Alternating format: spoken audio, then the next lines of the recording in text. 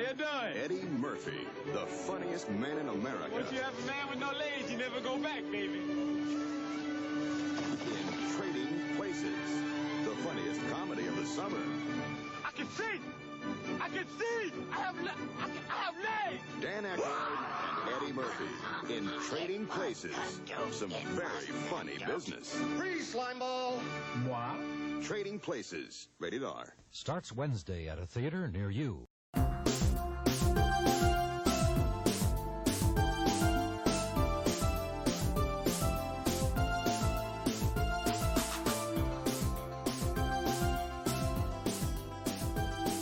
Well, the holiday season is here, and it's time to start thinking about our holiday movies. Welcome back to a brand new episode of ReconCine. I'm your host, John Diner. I'm David Bunchak. I'm Brent Hutchins. And this is the podcast that takes a look back at some of our favorite films from the 70s, 80s, and 90s. And we got a big one today. And we couldn't do it without one of our all-time favorite guests returning to the show. Welcome back, Joe Cetta. Oh, thanks for having me. Second straight Christmas episode. Ha ha! Hey, Nice. That's it. Yeah. Take that, other guest stars. Christmas guy. Listen, it's not a competition. We love you all. We love you all the same. Listen, I love Kazempel and E.K. Wimmer, but they can suck it.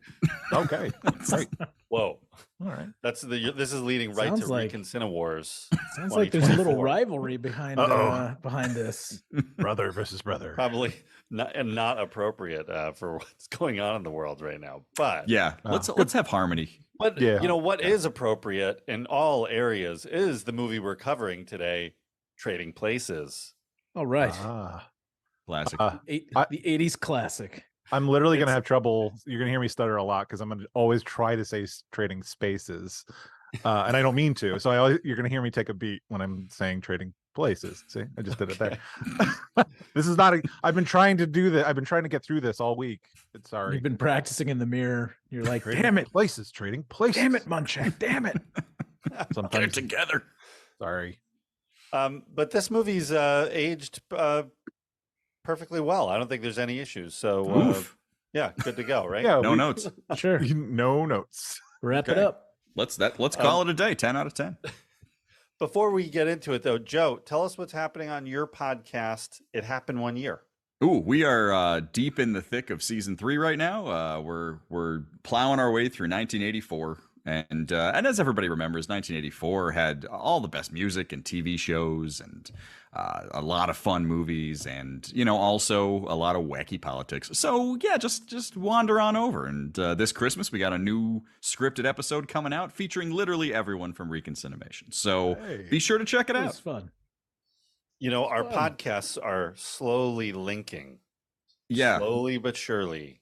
Two galaxies swirling at each Yeah. other. the Venn diagram is almost just one big circle. Yeah, that's it. The multiverse of podcasts are all colliding. It's all I happening. think that it's all going to build to a critical point. Yeah. Let's see what happens when Yeah. that occurs. But Hopefully 2024. Let's see. See what we I can think do. so. We got Yeah. a particularly big movie from 1984 that we're looking at covering. So Yeah. maybe the stars We- can align. We got people looking into it. There's contracts are being drawn up as we speak. So Yes, literally drawn with Yeah. markers and crayons. Yeah, obviously. Yeah. Yeah. Okay, so Joe, I don't think you've been a part of this game, but you're completely invited to join No. our new game, 6 Degrees of ReconCine. Oh. So in this game, I will put out another movie title that everyone will have to, by the end of the show, will have to link to Trading Places in as few moves as possible. Kind of like 6 Degrees of Kevin Bacon. So Oh, okay. By like the actors and crew involved. actors, director, yeah, however you can make a link. We're pretty lean. Okay. So Okay. I'm going to throw out there our last episode, broadcast news. So this? connect broadcast news to Trading Places. The Okay. clock is ticking. TikTok, baby. Okay, so Trading Places. David, give us the rundown. What is happening in this movie? Well, got it. Trading Places, directed by John Landis and starring Eddie Murphy, Dan Aykroyd, And Jamie Lee Curtis is about an over-the-top capitalist and a down-on-his-luck con artist who find themselves switching lifestyles through the manipulations of ultra-rich sociopaths who place a wager around the classic debate of nature versus nurture. And with the help of a compassionate prostitute, they may be able to turn the tide against these vicious psychopaths. So let's see. Brent, take us back in the ReconCine time capsule. Bring us back to June 8th, 1983. What was happening in the world? Sure thing. Ronald Reagan was president. Music, Culture Club, Michael Jackson, David Bowie, The Police, they're all super popular at the time. And let's see, on TV, we had things like The Jeffersons, Magnum PI, Knight Rider, and have you guys ever heard of this show? Allo. Hello.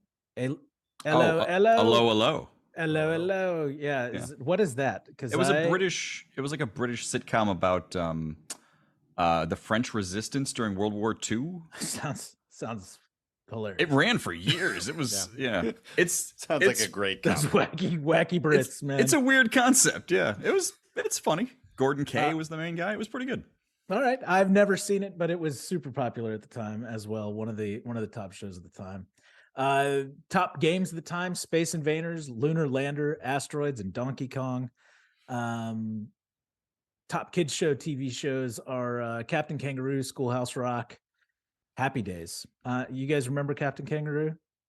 I feel like that's kind of creepy nowadays, but I never watched it. I always knew of it, but never watched it. Yeah. I feel like it was it must have been ending sort of in the 80s, wasn't it? Yeah, I think it was coming right to the end of its run in the early 80s, but but still that I was more of a Zoobly Zoo Captain guy. Kangaroo and all that. A what now? A Zoobly Zoo. No, you guys didn't watch that? I remember the theme song. I don't remember anything about Zoobly Zoo besides the song. Yeah. Magic Magic and Wonder is waiting for you. Yeah. Yeah. I think you were watching too much of the HR Puffin stuff if you're Zoobly Zooing. Yeah. So that was later on. Let's see what else. Toys. We had Easy Bake Oven was popular. The Snoopy Snow Cone was super popular. Rubik's Cube and Masters of the Universe still do. figures. Nice. Yeah. I'm making a nice Snoopy ice cream. That shit didn't work. We bought one for our kids because they like released them more recently, and it still didn't work. They hadn't figured out how to make it work. And I don't know. We bought it twice, once in the 80s and once in the 2010s. I don't know. It's not great. Waste of money both times. Yeah, it was. All you got were chunks of ice. It was like, I mean, every refrigerator can give you chunked ice now. What the hell? Yeah. Snow cones. Snow cones. Tasty. Comes with those All tasty juices, though. Anyway, that's Cherry. 83, right around June 8th. Nice.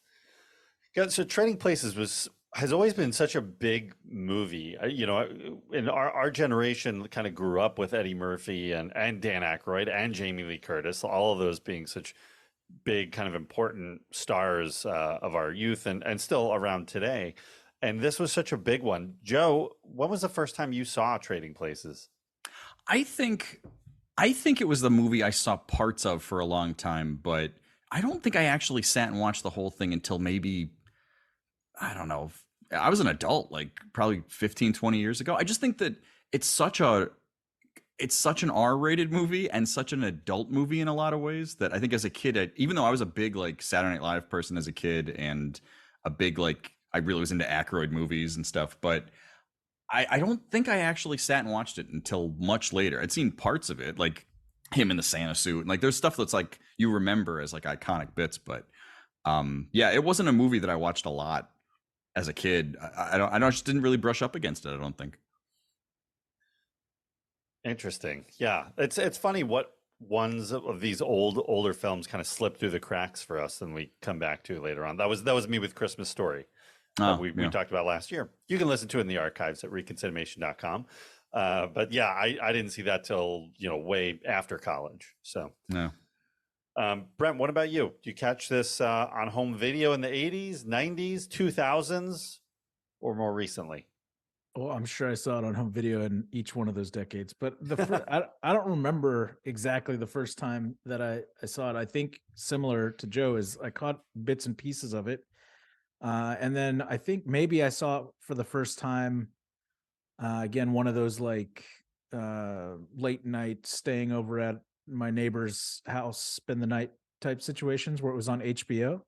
But then that would likely be the first time that I saw it all the way through. But I remember later on when I was a little bit older, like junior high, I would go over to a buddy's house, and this was like one of his favorite movies, and we would watch it constantly. Like we would just put it on and do other things in the house, but like this was always on the TV. It's like this and Brewster's Millions were like the two movies that we would watch like constantly.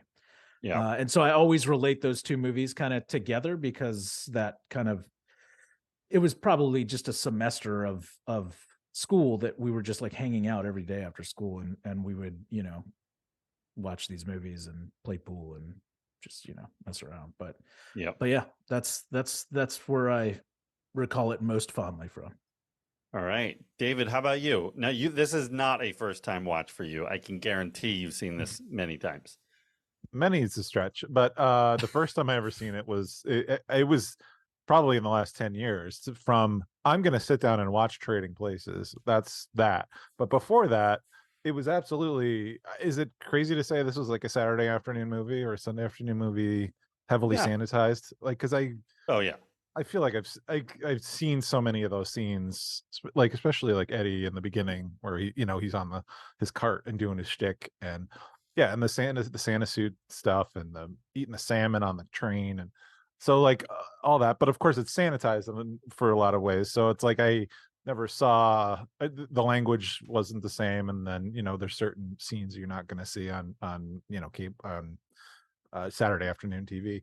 So yeah, it was just something that was always around, and I didn't purposely sit down to watch it until not too long ago, I guess. And then this week got to enjoy it again. Nice. I guess so. I'm the one with the deepest connection to this movie, because you saw this in theaters. Nope, not quite.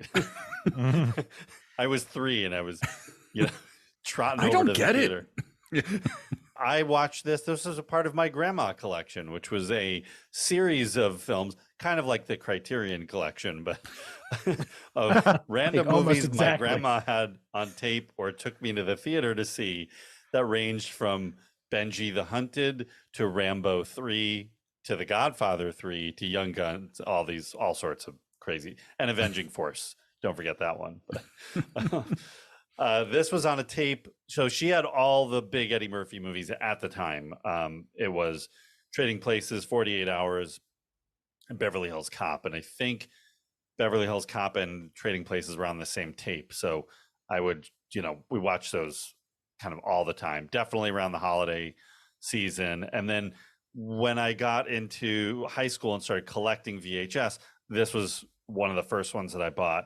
Me and my buddy Eamon, we would watch all the, you know, Bill Murray, Eddie Murphy movies, Dan Aykroyd movies. That was like when we got home from school, that's where we're popping in. So I've seen this movie many, many times. And and I don't know, it's aged in such a interesting way. But I still always have I'll always have a fondness for it, just because it was a movie that I used to watch with my grandma. So regardless of content, sometimes I'll still always say I like it, but it does not isn't necessarily appropriate anymore. But so what do you guys think this movie's like legacy is? When we think Trading Places, is it a movie people still talk about today? Is it still kind of come up around, whether it's as a holiday movie or not, or Eddie Murphy movies, or is it still talked about at all? What do you think?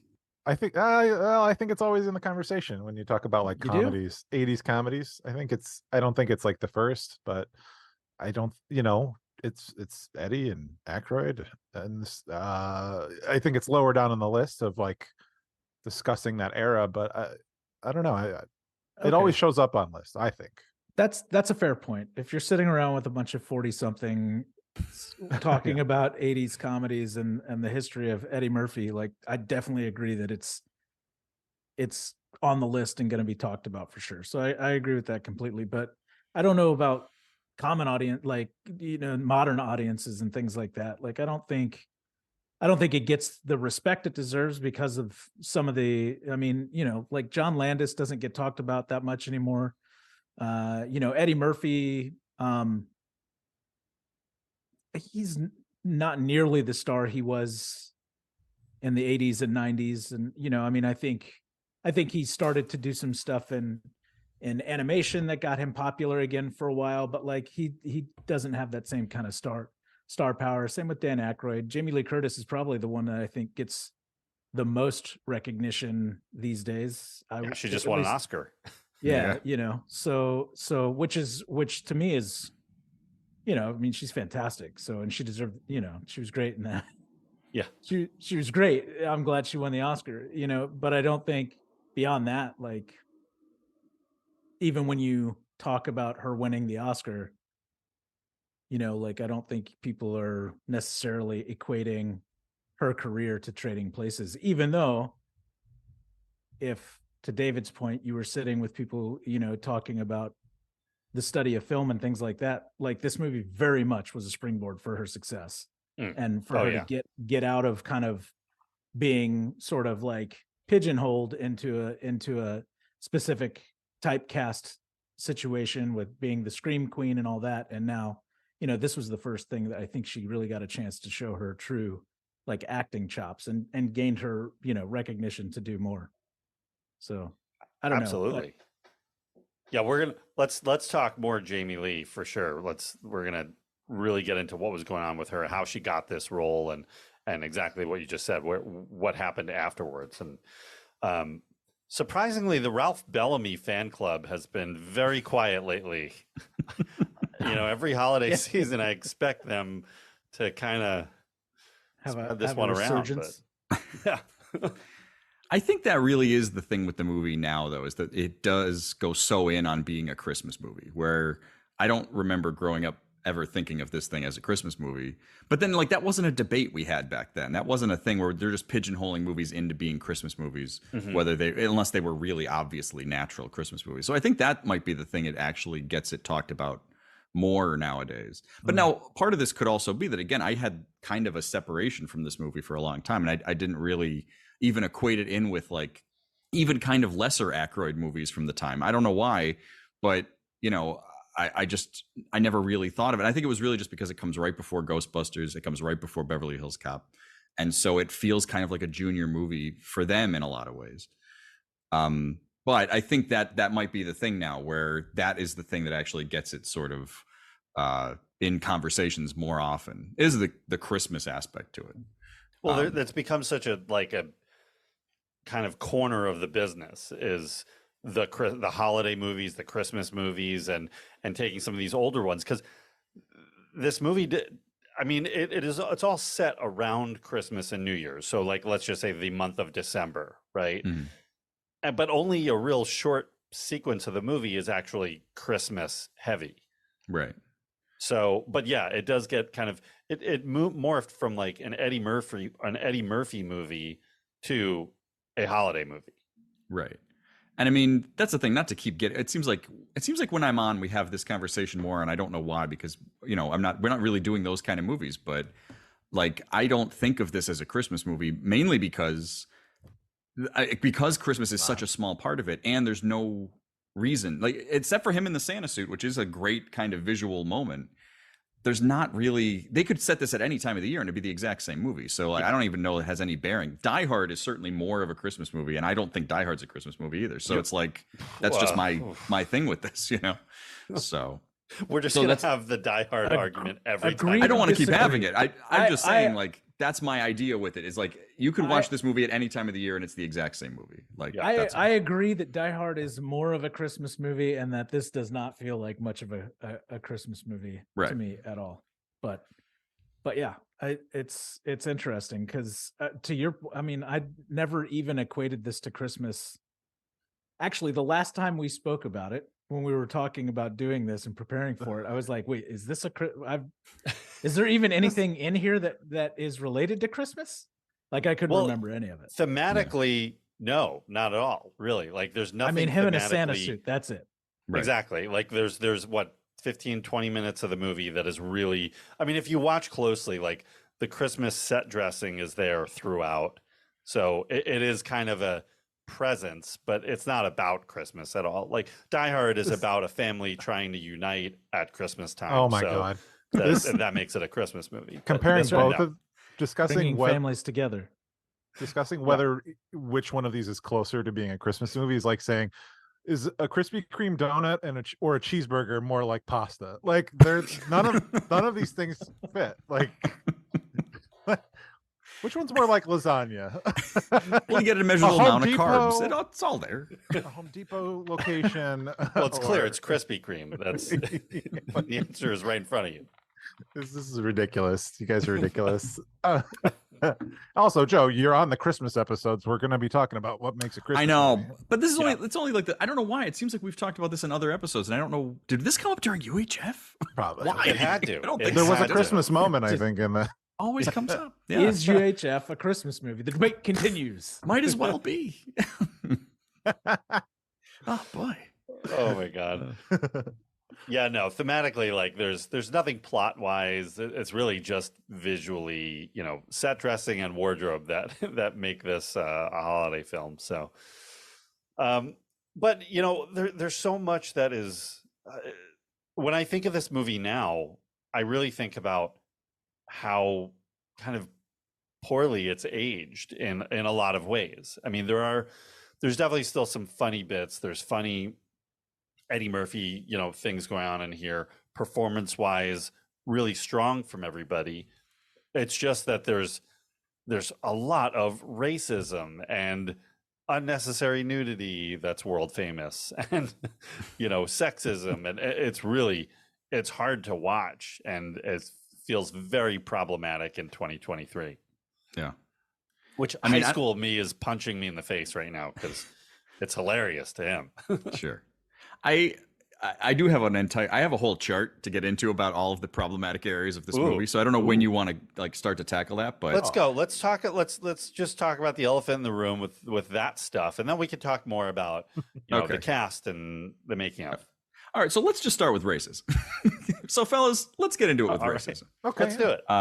I think this movie isn't nearly as racist as it is homophobic and sexist, but it is still a pretty racist movie. I mean, because of the blackface sequence. If it's not for that, you have racist characters, but racist characters serve a purpose in this movie. And that, I think, is actually a valuable plot thing to have. Whether the Duke brothers are really racist really helps, you hate these characters and build you towards the ending.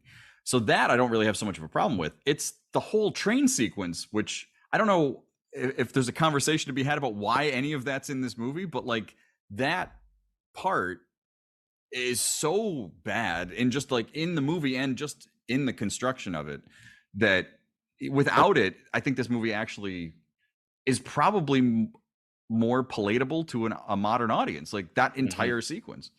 And so that was what I had, is that racist kinda, and so the characters, yes, but then the blackface, so it all kind of evens out racist wise compared to, say, the homophobic aspects of the movie or the sexist parts of the movie. Dan Aykroyd really hasn't taken any heat for that blackface. No, it's weird. Obviously the blackface is racist, especially by today's standards. It would never, ever be done. But I also don't feel like it was done in a malicious sort of, with the malicious intent, which doesn't justify it or make it okay. But it's it doesn't feel like it's based on hatred or anything like that. I feel like the more racist stuff is kind of the class system within, all the Duke's staff are black, and just the different class systems of the groups of people within the movie, I think are more offensively racist than really the blackface thing is, which sounds strange because on the surface, the blackface seems like the most racist thing for sure. But I think it's the less obvious racism that today sticks out to me more apparently. And I'm oh man, that's just I don't, that struck me more as kind of more unsettling. I just think that that stuff is like character choices that actually benefit the movie. Like I get your point. Like it is like more subtly racist because it's supposed to just be like this is this accepted thing. But I think because Eddie Murphy's in the movie, and I think this wasn't this supposed to be like was this a Belushi movie floating No, around? it was originally for Gene Wilder and Richard Pryor. Oh. Oh. So I knew that there was some other Pryor lit construction himself of it, yeah. on fire, and that put an end to that. Yeah. Stopped that. But I think if Valentine had been a white actor, then the rest of this would be this is just sort of rich people racism and it wouldn't really work. But because of the way the plot kind of progresses and they're building him up, and he's so unnatural in this, and why would we having this guy be in this role, and then the kind of comeuppance and the whole thing with the ending, that I think it all serves a purpose. It's a harsh purpose for a comedy for sure, but I still don't find it accidental, where I think doing blackface in the 80s is now accidentally a really offensive thing, where at the time you would see that in sort of a lot of places. So Sure. I guess also for me, like what, in that scene, the blackface scene, you also have Eddie Murphy who's playing this African prince, which is also gratuitously like offensive, by today's standards, so like the whole scene is kind of insensitive, right? Yeah. And by today's standards, again, totally misplaced. They're all playing stereotypes, all of them. You got a drunk Irish priest, right? Yeah, absolutely. And a Swedish person who she's getting it wrong. Right. Yeah, exactly. Austrian/Swedish and getting it wrong. Yeah. Yeah. Well, I mean, it's the whole thing on the train. It's the entire train sequence has some problem in every part of it. Right. And it feels so crammed in and so not a part of the movie that I'm like, I really just don't understand why any of that's there when you only need the one. They just need to we got to stick it to the bad guy. Like, there could have been another way to do that, right? I guess just going back to my initial point, like the reason it feels less racist is, and this is just my own, the whole thing is so belligerently like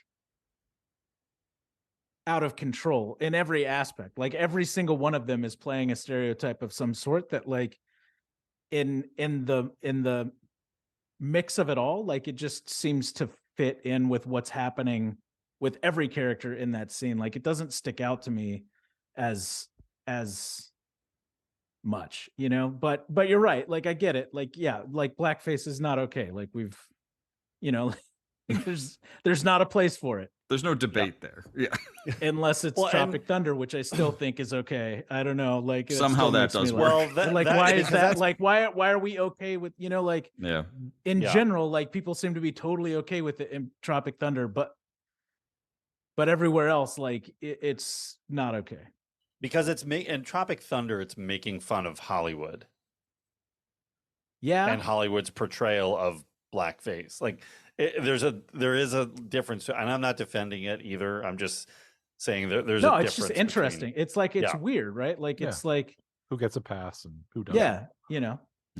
Well, I see what you're saying, Brent. It's just, in a lot of times it's contextual in terms of like, if you're like, if you could if someone boils you down from being a person from Texas down to a couple like stereotypes, and you might think it's hysterical, but like some people don't like to be put in a box, and then I think it comes from that place to start, but then going to using the culture of an entirely different race as sort of a caricature cartoon.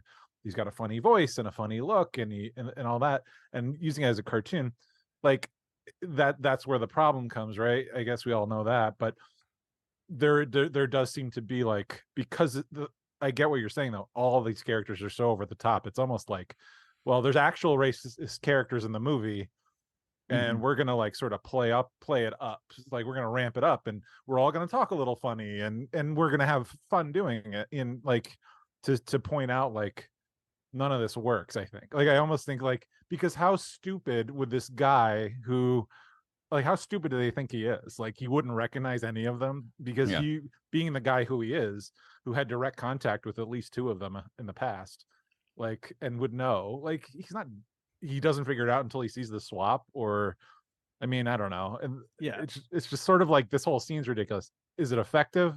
Probably not. Is the intention there? I'm only speculating. Do we need to see it? No. Like, I don't know. Yeah, it's a big failure as time goes on. That, you know, again, and Dan Aykroyd in blackface is probably it's kind of worse than a white person just doing another kind of white culture, but it's all bad. None of it's permissive, I think. Well, and I think it's compounded because it become like, really, the story is a kind of a mix of Pygmalion and the Prince and the Pauper, right? Of a wealthy person and a person that's down and out, kind of switching roles, and there's more nuance to it, obviously, but there's so much, you know, in just the casting of Eddie Murphy as Valentine brings race into the equation. And then obviously that was very much leaned into with the Duke brothers. And just like you said, Joe, to make them seem much more villainous, that like it's obvious racism, but it's throughout the movie and it kind of doesn't really ever go away. It keeps coming up because they'll drop even Dan Aykroyd's Winthorpe is racist in the beginning, you know, when just because he bumps into Valentine, he assumes Valentine is trying to steal all the payroll, and you know, they drop, you know, various versions of the N-word multiple times throughout the movie. Yeah. So yeah, I mean, it's something that is just a constant throughout the movie, and it's not something that's like comes up and then goes away and we move on. It's just kind of always there. Yeah. But no, I don't think, to come back to the train stuff, I don't think it's maliciously mean. And again, to bring up the best example of this is always Breakfast at Tiffany's, which is the meanest, most racist thing of all time. And nobody talks about it because they're like, oh, but it's fun and she's got a cat. But I think that, you know, I think the other choices in the movie I don't have as much a problem with, because it does feel character driven and actually adds towards something. It makes you feel differently about those characters. If they're just rich guys making this bet, you could treat it as a very fun thing, even though, because like, you know, who really suffers in the beginning? It's Winthorpe, who you already aren't supposed to like, right?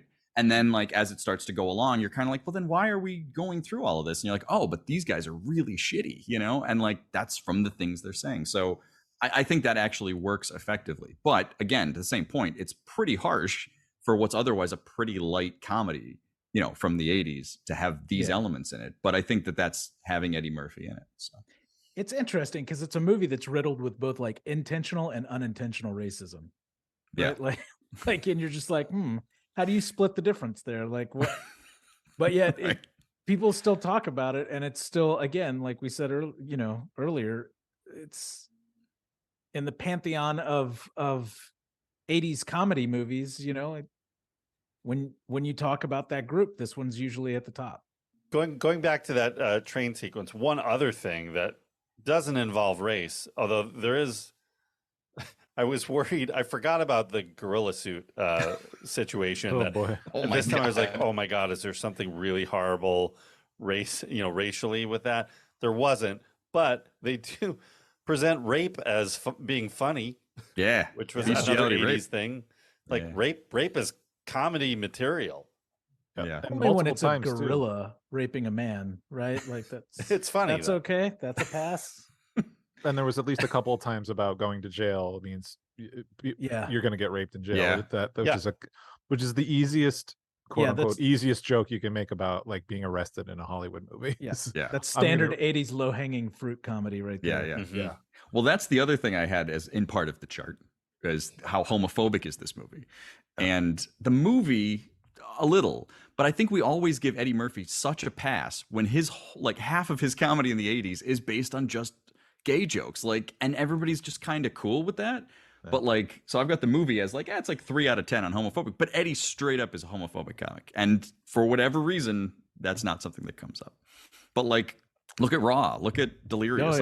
This is all he did. Like, this was his thing. So I don't get that. And like, his gay jokes in this aren't part of anything. They're just thrown in as like silly punchlines. Yeah, and just I'm like always a bit- one-offs. yeah, and I'm just like riffs on his stand-up.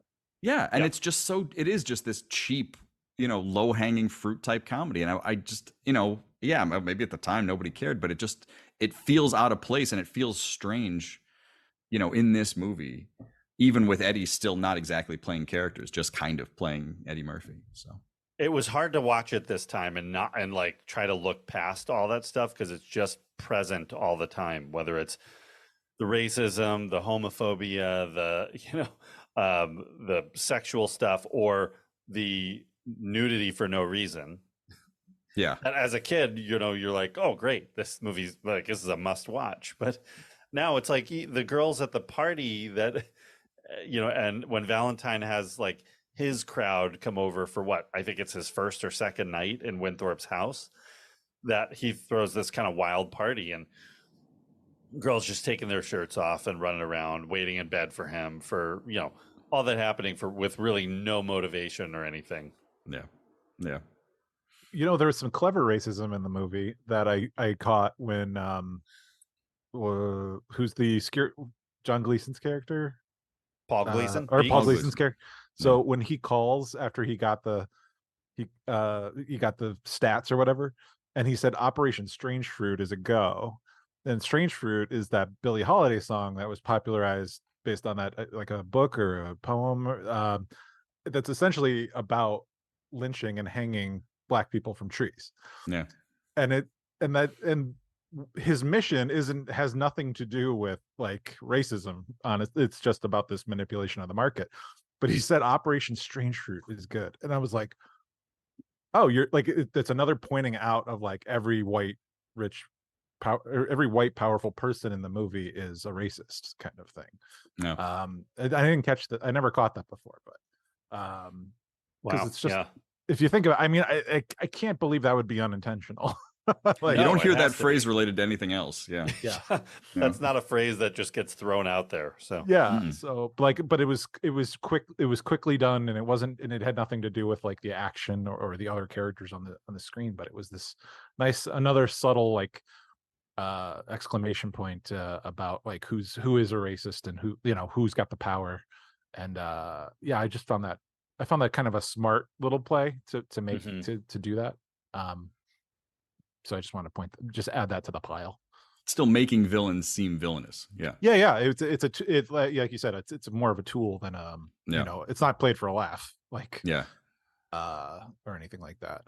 Because that's the thing, all the racism, none of the overt racism other than the train is like played for laughs. It's just showing people being like really shitty, and a lot of hard R's, N words in this, or not a lot, but one or two. There's like three or four, and then Negro as well.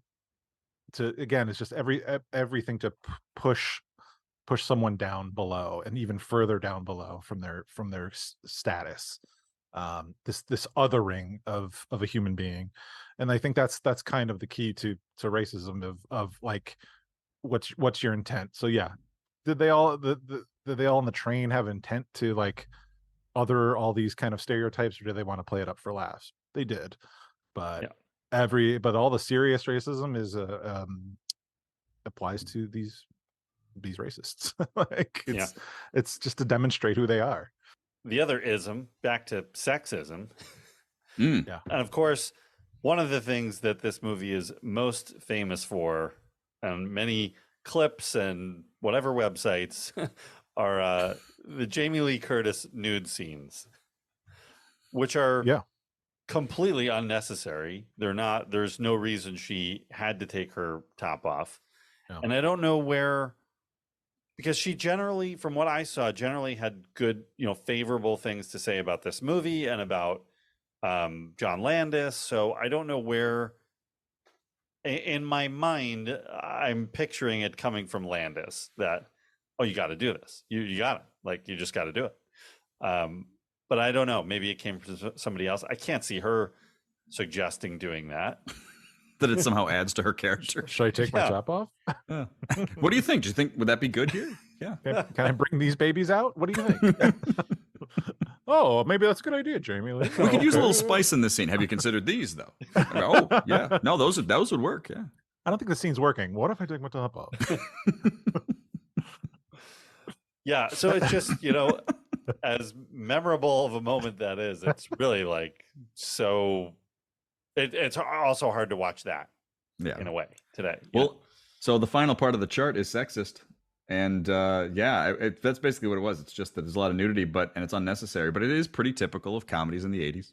Yeah. And so it doesn't feel that, outlandish. But it's also that there's no women characters in this movie that have anything. Like, there's not that many women characters to begin with, but they're all horrible. And then she's a prostitute, and she's the one we're supposed to like, right. Empathize. And you do, like, because Jamie Lee Curtis is great, so like it does work. But she's still a prostitute. Like, they're still already beating her down just as being in the movie, because even really her being a prostitute doesn't add all that much to the plot. Like, it kind of makes sense with how they first, like, she gets involved in all of this, right? But it's kind of unnecessary. Yeah. So I've because got she's a prostitute that's portrayed totally differently than other prostitutes, even of the 80s. Like, she's independent. She doesn't have a pimp. She's in charge of herself. She's healthy. She's not on drugs. She has her own apartment in a, shitty part of town, but still she's got her own place and she's responsible. So very much, it's very easy to like her and kind of forget that that's her chosen career. Yeah.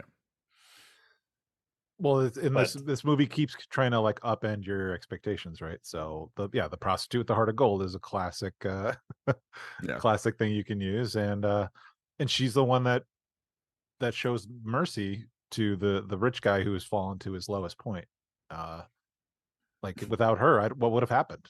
So, but it's also that his lowest point is her life, and like she's the only female character that has anything. Like, Yeah. Uh-huh. Well, ultimately, it's like a means to an end, right? Like, I mean, because she's gonna kind of use him to get out of her funk, right? Well, yeah, because she had a business plan or whatever to retire from being a prostitute and probably start her own real business or something like. And so now he can pay her for helping him. Like, she demands it, right? She's like, "There's no negotiation. I'll help you, and you give me the big bills." Yeah. Which is smart. And she says later she's protecting her investment, that Winthorpe is her investment, her ticket out of her life status. So there's also the famous party scene where a lot of women who wear athletic gear all the time, I guess, go hang out at the bars and then go to parties. Wait. Are you saying you don't wear athletic gear to the bars? I mean, apparently in Philly, that's a thing. In the 80s. Definitely in Philly. Yeah. Like, they're wearing the tights, all the tights. And then the women take, they're just dancing and presumably really drunk and then maybe high. But then it's just like, take your tops off, because that's the most comfortable way to have a party in front of a bunch of people, just taking your tops off. So. Yep. Minus the take your tops off part. I think if you do go to bars, or specifically like sports bars and stuff like that, you're going to see many people, both men and women, dressed in athleisure gear. So, I don't think it's that far of a reach, although it does seem out of place because the 80s look of athletic gear is kind of funny within itself at this point. I think that's what it is. Yeah. I guess. Yeah. They look like they came from an aerobics video. So it's like, but I guess that's probably less. That's probably more common than it. I mean, where are you gonna you're gonna go anywhere? You're gonna see guys in gym shorts, girls in like yoga pants. Like, I mean, it's like sure, which is not too far removed from what that is. So. That's a good point. Yeah. So, clearly there's a lot of issues, and I did want to talk about that up front. That sexism, racism, for sure, all of that stuff is leading to very problematic moments kind of throughout the movie. But I want to also talk about some of the good stuff of this movie. Too late. We already said this movie was just a shit fest, John. You buried the lead. Nobody's going to listen this far and be like, "Oh yeah, they liked it." Well, I think, what works so strongly in this, I mean, it has to be the cast. I mean, the cast top to bottom is fantastic, all for, what their roles are. I mean, the Duke brothers, Don Ameche and Ralph Bellamy, are perfectly cast in this movie. Yeah, fantastic. And they're memorable, 80s villains. They've given this genetics fellow the Nobel Prize. A man doesn't know the first thing about human nature. Randolph, we're about to make millions of dollars in frozen orange juice, and you're talking to me about human nature. Money isn't everything, Mortimer. Oh, grow up. Mother always said you were greedy. She meant it as a compliment. They're very charming. They're very it's this star power essentially of each of like the main cast of this is undeniable. Don Ameche, funny little fun fact. So that guy typically in any of his roles was always the good guy. This is the one and only time in any of his movies he ever used the word fuck. Oh wow. Well, Nice. he gets First and only. Yep. And he apologized to the crew. He was so upset about having to use numerous, scenes with that kind of language, because he's the one who says the N-word as well, that he went around to the crew and apologized to everybody before they shot the scene because he was so uncomfortable about shooting it. Yeah. It is. And Don Ameche's and sorry, Ralph Bellamy too had also pretty much always been a hero or a good guy in his films. And it was really, perfect casting in that sense, that they're taking two recognizable faces that are good guys usually, and then making them the villains. It's, we've seen that a couple of times throughout film history, but this is a great use of it. And Don Ameche was pretty much out of the business by this point. And John Landis had to call the operator and track down a D Ameche that lived in Santa Monica. This actually would be used as a springboard for basically the second half of his career. Yeah. Because after this, he got nominated for an Academy Award for what movie? Boys and Girls? Cocoon. He won that Oscar, Don Ameche. Yeah. Oh, So you could draw a direct line from Trading Places To Cocoon's Oscar. Yeah. Here on Cocoon Absolutely. Corner. Yep. They're talking a little Cocoon again. We do it every episode.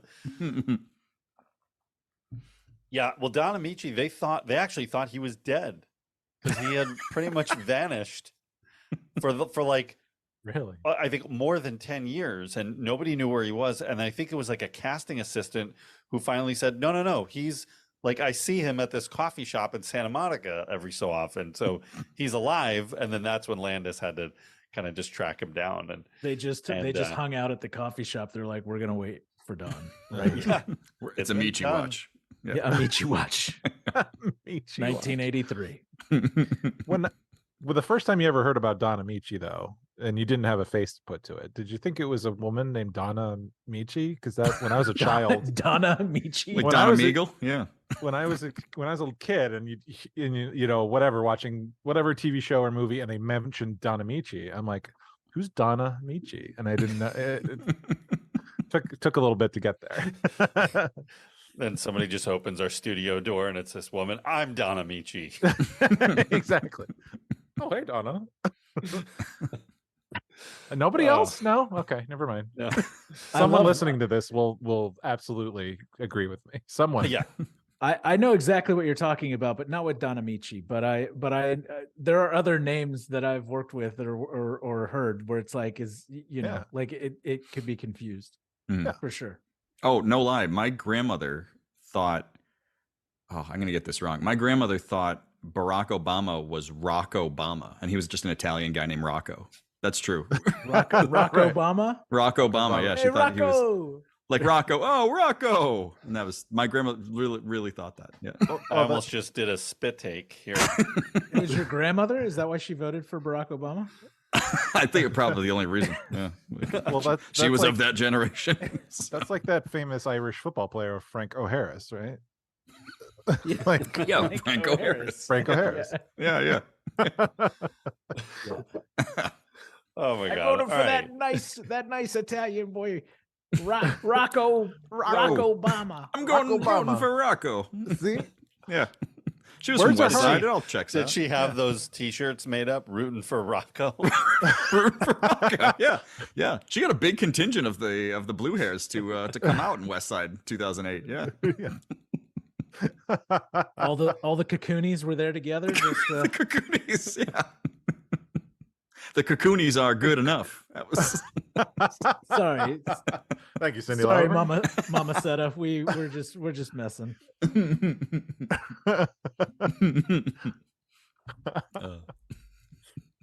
And I'm crying. Oh my god. Trading places.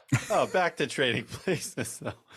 All right, let's talk about casting.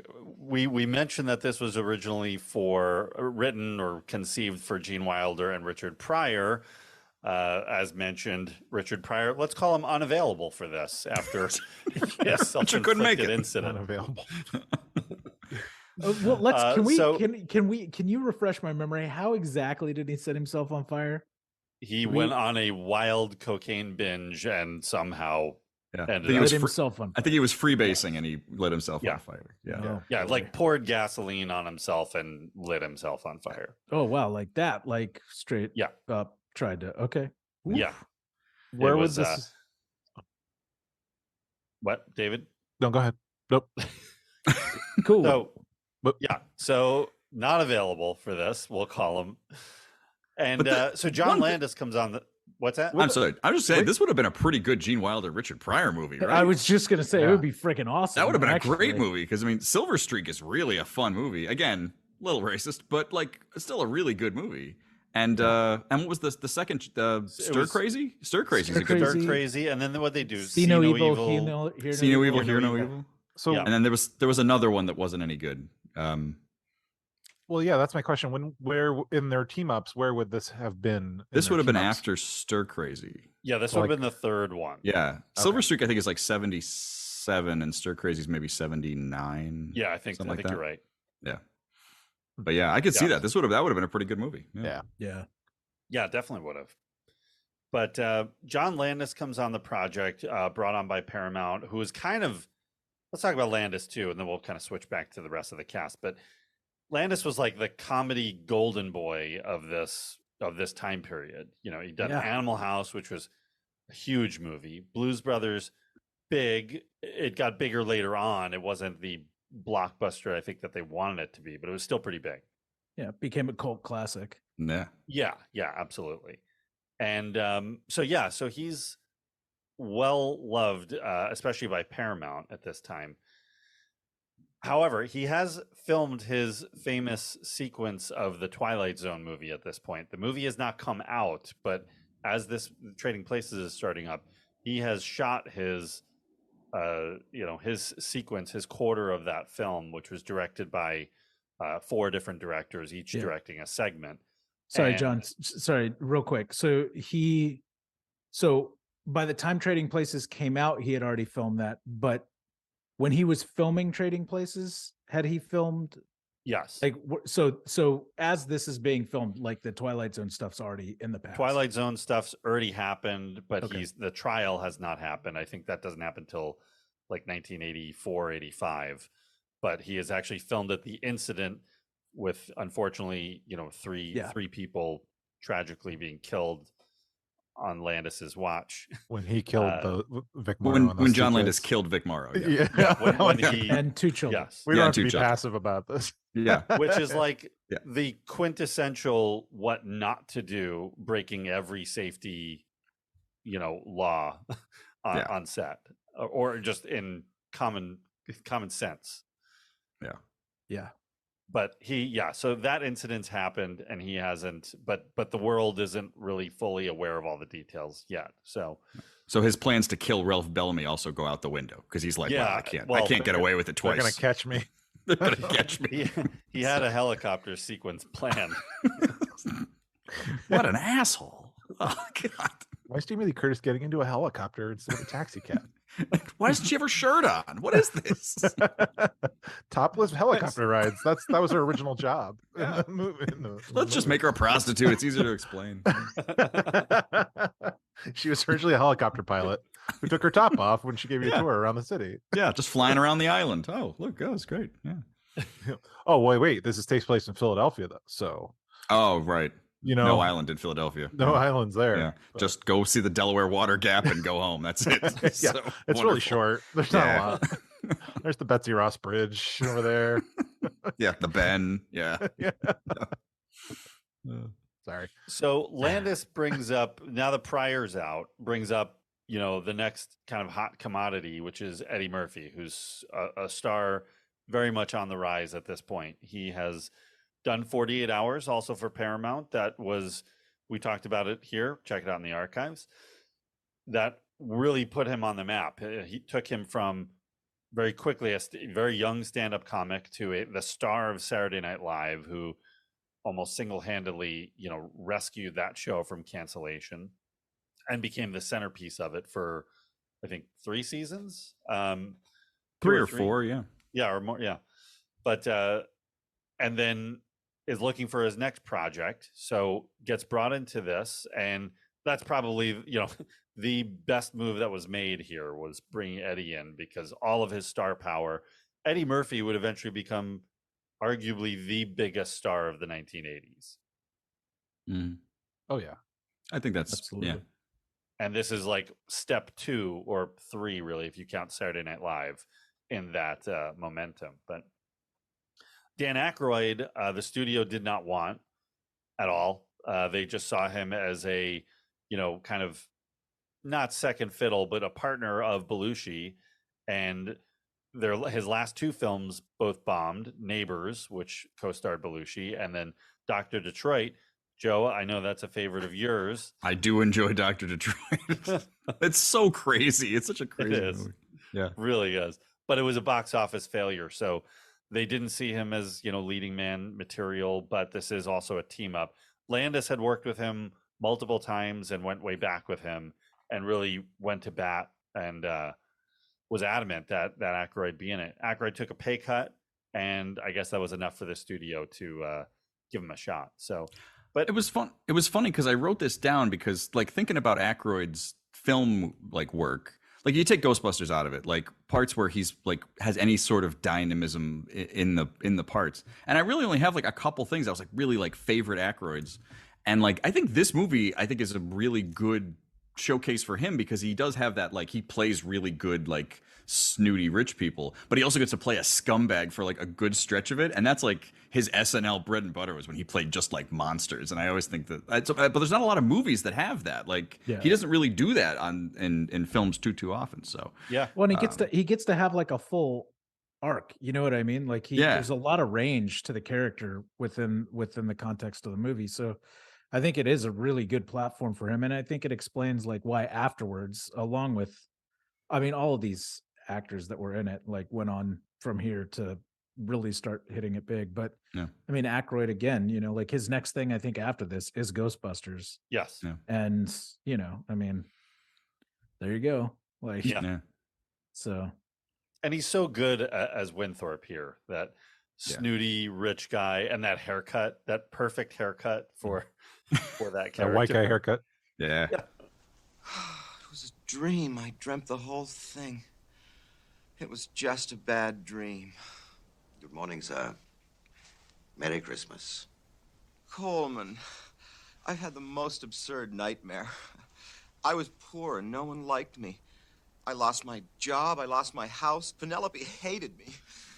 I grew up with that haircut. My hair. You were Winthorpe. My hair is still naturally parts right here and down the side. Like if I don't do anything to it, it's. I recognize that haircut. It's awful.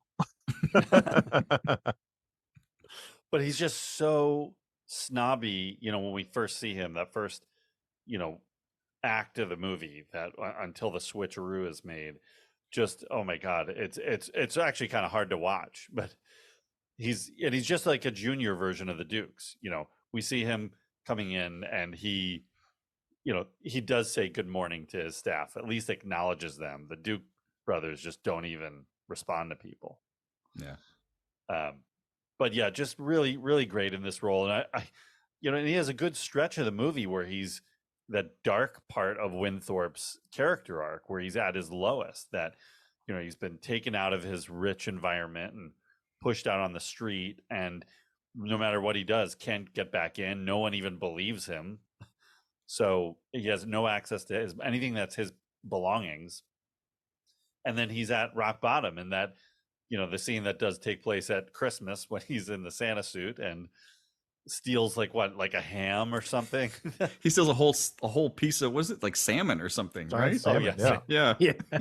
Is it salmon, or is it? I thought it was like a prime rib or something, like a whole. Yeah, it looked like prime rib. Yeah, I don't know. When he's pink. chewing through his beard, like Yeah. in the bus, yeah. like isn't that prime rib? I always thought that was salmon or That's some sort of salmon. fish. Is Guys, it salmon? When's the last time you had salmon, guys? It's 100% salmon. I don't know about that. It didn't look like What are salmon you when it was talking in his beard. This is Salmon Gate here. I know he Brent steals prime salmon, rib. but I know he steals salmon as well. But I feel like when he's eating it in through his beard on the bus, that's not salmon. Like that, I feel like is a big hunkin' meat of like chunk of meat, like prime rib, not. Is it not? Is it salmon? It's salmon. I don't know. I know he steals the salmon, but I don't know. Yeah. Aykroyd even said it, Okay. like when he was talking about the blackface later in his career, like 10 years ago or something, or that movie, and then or the movie in general. And he's like, no, that was me. Like I was eating that salmon through the beard. That was beard hair in my mouth, like or something like that. Okay, yeah, that's gross. That's salmon, guys. Salmon Gate. We got to get you to more fancy parties where they serve giant salmon. I eat salmon all the time. That's like yeah, all right. Little baby salmons, little babies. I eat little baby salmon. Listen, man, You eat baby salmons. I guess. I I shop at the Costco. I see the big fillets of salmon. All right. But he can't even like kill himself. Like he tries to shoot himself, and the gun misfires. That's a he's great not moment. good at the gun and anything. it fires. That was bananas. What, like 2 days of this, and he's gonna kill himself. Like, Yeah, Jesus Christ! Fell off the deep end quick. Wow, this is nuts. Yeah, the whole movie like really goes. It takes place over really a short period of time. A lot happens. 48 hours. That all happened. No, in no. 48 This could have been 48 hours. Yeah. I think technically it started right around Thanksgiving, though. I think they mentioned Thanksgiving very early in the movie, and then by January 2, that's when it ends. Right. Okay. Yeah. So it's about 6 weeks, maybe. Yeah. Goodness. Yeah. Jamie Lee Curtis. So Jamie Lee at this point, this is a pivotal role for her, just in the sense that this is what gets her out of doing horror movies. So let me get this straight. I'm going to give you 20 for the cab, and you're going to give me 50 when we get to your house? That is correct. My butler, Coleman, will give you $50, drive you anywhere in the city you wish to go. You don't exactly look like the type that has a butler. You know, if you're hustling me. Hustling you? Hustling you? You don't think they give these to just anyone, do you? I can charge goods and services in over 86 countries around the world. Yeah? Well, I don't take credit cards. She took a pay cut as well, right? She took a massive pay cut. She had done Halloween, Terror Train, Prom Night, Halloween 2. Her fee on Halloween 2 was $1 million. Oh, nice. And her fee for Trading Places was $70,000. Oh, wow. Yeah. And she said, I mean, she talked about how she would have really done it for anything because she just needed the role in a big movie that could show that she has acting prowess and she could do comedy. And it was a huge success for her, even though regardless of her, for whatever reason, taking her top off, like this is what ends up getting her. John Cleese like completely pointed to this movie as why he cast her in A Fish Called Wanda. Oh. And Jamie Lee credits John Landis, that John Landis backed her up just like he did for Aykroyd, that this is the cast he wanted. He saw something in her and she totally brought it. Like the difference in her, I mean, you guys know, I love Halloween. It's one of my favorite movies of all time, but you can tell that she's a young actress, not very experienced. She's not, definitely the difference between Jamie Lee and Halloween and even Halloween 2 and this movie is like night and day. Like she definitely took a giant leap forward as a performer. Oh, agreed. She really is on fire in her scenes and just knows her character. And the way Jamie Lee carries herself, she always had that it. And then as she keeps doing these films, she's really become now more and more of a great actor. Like, Yeah, Well, she and really is good in this. yeah. She seems so comfortable. Like this is the first movie that, in her career up to this point, this is the first movie where she seems very relaxed and comfortable in the character, and is just that she's not trying that hard. Yeah, I agree. Like it comes off so effortlessly from her, and you're instantly charmed by her. That's every movie she's in, I think. But Mhm. she's just a very charming, and she runs those scenes. She is like, when she is setting the stage with Winthrop, like she's in charge. Like, so she's definitely a commanding presence, and um, I can see why, like, she's always going to sort of be in Landis's corner. Like, if she's going to, she can really thank him for giving her the opportunity to branch out and Yeah. change her life, like literally just change her life and her career. Absolutely. So I can see why she's not like quick to judge anything about this film too harshly or anything like that. Yeah. And not that she's like protecting it. It's just sort of like she can only really say positive things about the whole experience. Yeah. Because if it wasn't for this movie, she was going to do Psycho 2. And if she had done Psycho 2, she would have never gotten out of horror movies. Right. She would have been great in Psycho 2, though. I mean, Psycho 2 is totally underrated, though. I love Psycho 2. It's yeah. really good. Yeah. For never getting talked about, it's really good. But Yeah. it's I'm glad. I mean, you're right. She would have never ever gotten out of it. Would have Yeah. been that much harder. Well, with the connection with her mom in the first movie, like it Mhm, was mhm. just multi-layered, and yeah. So Now I'm sad that didn't happen. It would have just been a cool thing. Come on. Yeah. Last but certainly not least, Denholm Elliott, Oh, who's great as Coleman, the butler, Awesome. in this one. this is my second Denholm Elliott episode. Yes. He was in Noises Off. Yeah. Oh yeah, that's Yeah. right. Oh, Yes, it yeah. was. The year of the Denholm. Finally. It had to happen sooner or later. Yeah, he's great in this. Yeah. But yeah, I mean, he's, he'd been acting for a really long time at this point, and, a ton of great roles, but he's mostly known for playing Marcus in the Indiana Jones films. But this is another one that's great. Noises Off, like we said, another great performance by him. Really kind of peppers these good roles, but he's such a strong character in this that he is sort of coerced by the Dukes in playing along with this switcheroo. But he doesn't really particularly like Winthrop. You can tell that right away when we see him in the beginning, like serving them their food, and they're basically like about to have sex in front of him, and they make him make this whatever dessert he's making, and then immediately say he can have it, and then cut to him throwing it away in the trash. Yeah. But he's got a lot of like really like nice subtle little things, like where he doesn't have a lot of dialogue that just comes out and says it, but it's just the little things he does, like when he's like when he pretends to not know who Winthrop is, and like the little moments at the door where you're like, and it's just little acting things, but he's really effective. Yeah. Where you can tell that he's not comfortable doing this and feels bad, and then eventually gives in. When he and Valentine really puts together what the Dukes are up to, and he's right on board with once Winthrop attempts suicide, then that's when they all sort of come together and realize they're gonna fight back. Yeah. But yeah, really, really good role here. And then we got a million faces that pop up in this movie. Oh man, I got my big box of just cameos where I'm just like, Giancarlo Esposito's in this movie. Before we do that, I do want to say Paul Gleason, just always great as that, one of the king dickheads of the 80s, whether it's this or Die Hard or The Breakfast Club. Not an Ewok Adventure. He's a good guy in that one. But Okay. All right. I love Paul Gleason. I don't want to harp on it, but King Dickhead is perfect description of like his characters. Like that's great. Like, well done. Yeah. You didn't steal that from a movie, did you? No, from the film King Dickhead. Yeah. Yeah.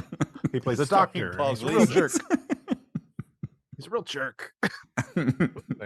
What would the poster be? Paul Gleason stars as King Dickhead. King Dickhead. Is it like King Ralph? Like King Ralph? Yeah.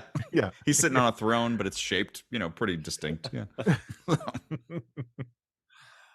Yeah, but there's a million cameos. Joe, who'd you catch in this movie? Oh my God. I think it was the surprise things that were like people who were there for a line and you're like, wait a second, But I mean, obviously Frank Oz turning up in his little scene, and that's always fun when Frank Oz just appears in real life. Christopher Guest's brother, Nicholas Guest, is one of the like douchey guys who I think Jamie only Lee's future brother-in-law. Right. But I think to see him, you would only really relate him to Christmas Vacation, right? Because he's not a real distinct looking actor, but he's he's in so much of Christmas Vacation that I'm always like, oh, that's Nick Guest. Yeah. Bo Diddley is the guy at the pawn shop, and you're like, that's Bo Diddley. Yeah. I think that's wild. Philip Bosco turns up, has one line.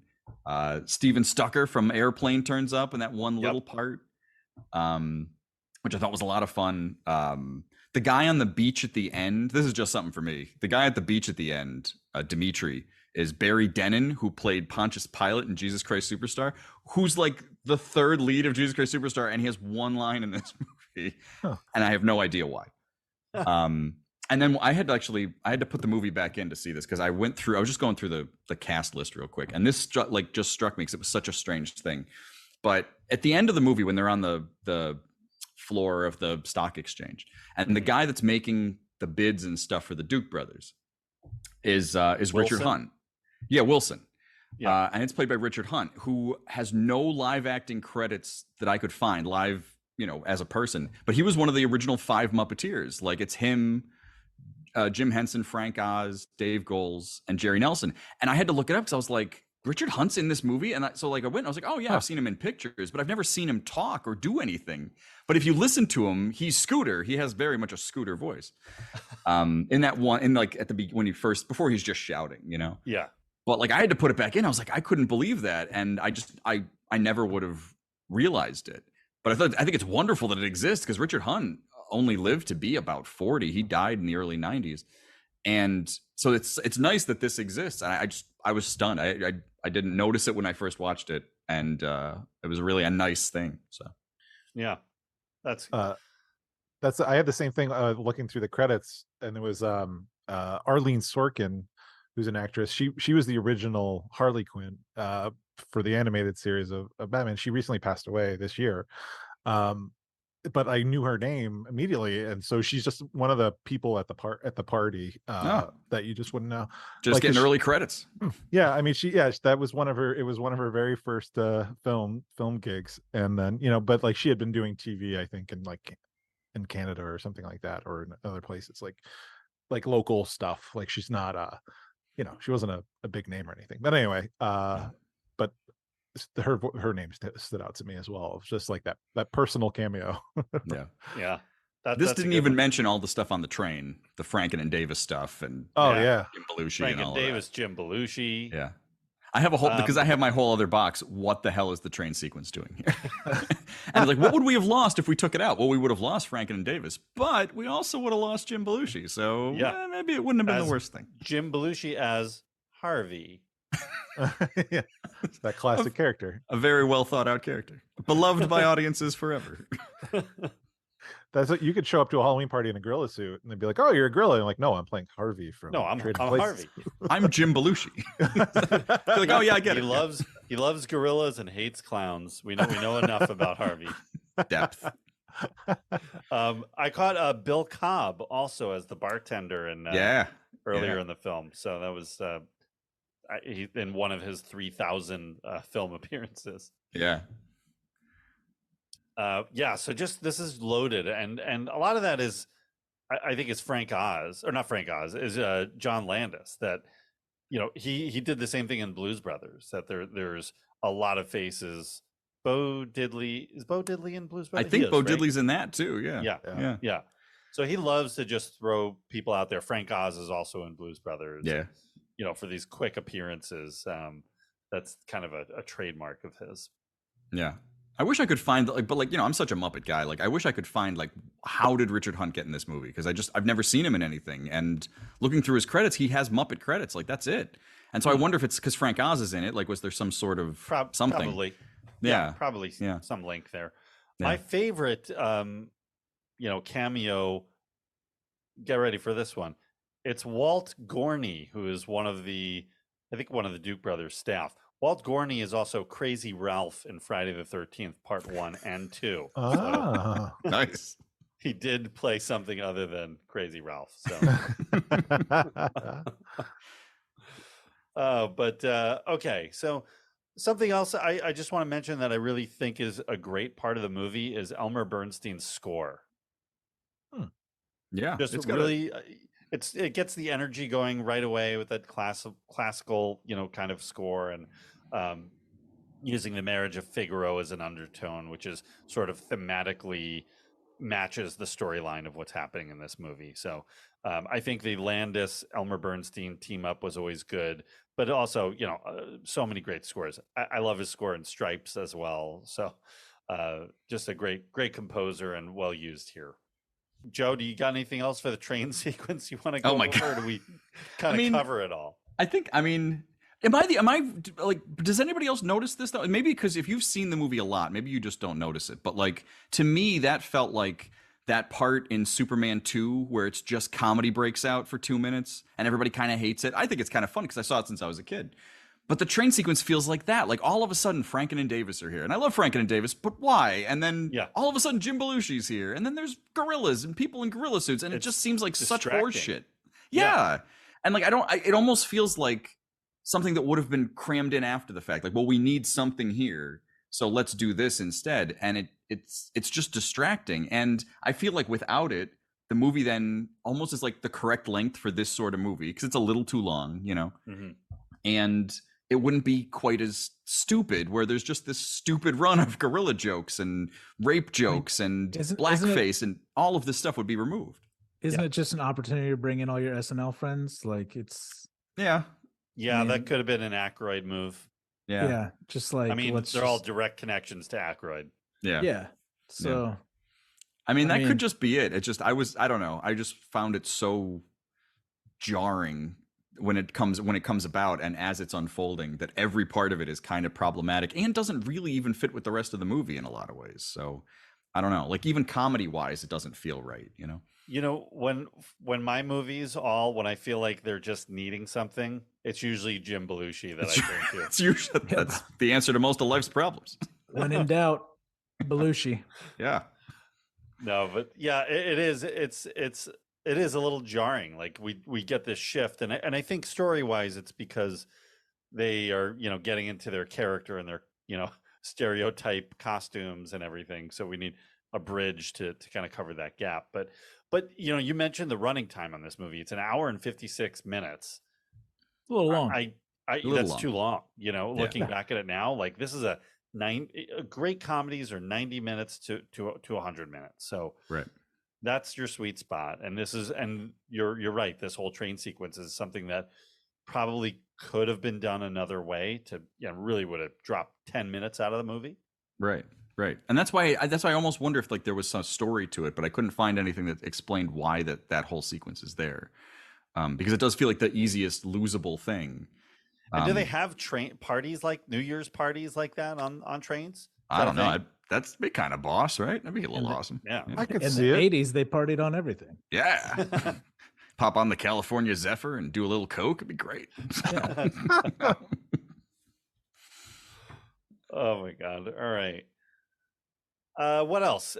Anything else we want to cover before we head over to box office glory? I got one more thing. I feel like I'm soaking up a lot of air, but no, that's why we love you soaking up the air. Well, I didn't know how much we want. I didn't know if you were going to get into it and how much you want to get into it. But Coming to America is an actual sequel to this movie, right? Can we all we just agree that, right? So with that in mind, I came up with this idea of why that possibly would work, because it doesn't work on the surface. Like obviously this isn't a sequel to Trading Places, but I like the idea that as Eddie got richer through the 80s, he has to very much kind of step down on who he was in his early movies in the 80s, right? So like Beverly Hills Cop 2 looking so different from Beverly Hills Cop 1 is a lot because of Tony Scott, but it's also it's because he wanted to be an action hero somehow more so than a comedian maybe. And I almost feel like Coming to America then is like, because he's playing this rich character coming from Trading Places, where he's like, the whole point is this anti-eat the rich thing, that then when he's playing that part and he runs into the Duke brothers and gives them money, it's like, holy shit, like I think it's actually supposed to be coming all, because now he's rich in real life. He's this super rich guy and he doesn't want to be associated with that anymore.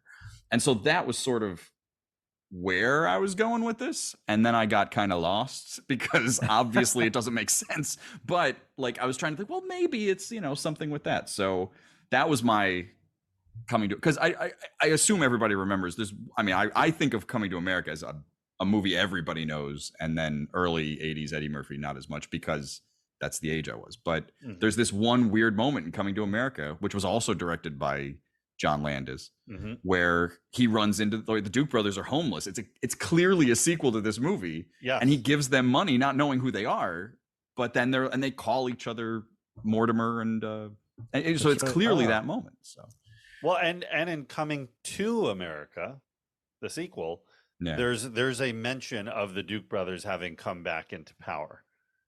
See? Really? So, yeah. I only saw Coming really to America once, and it's all part of the cinematic universe. It's all connected. I couldn't finish that movie. I got about halfway, and I was like, I tapped the out. sequel. Yeah. I watched it, and I don't remember much of it. Yeah. Same. Yeah. Watching interesting. Look at that. Interesting. I wanted to bring it up. I didn't know, where we were going to go with this. It's like talking about whether, what is it? Out of Sight is a sequel to Jackie Brown, because it sort of is, but in sort of, but just because they're both based on books. And in the book series, technically they would be connected. But I think it's fun. It's fun. And also more Ralph Bellamy. Come on. It's like it's making connections for your favorite media in a lot of ways that are sometimes intentional and sometimes unintentional, like sort of a Fassbender as Magneto kind of thing. Like, we're back to.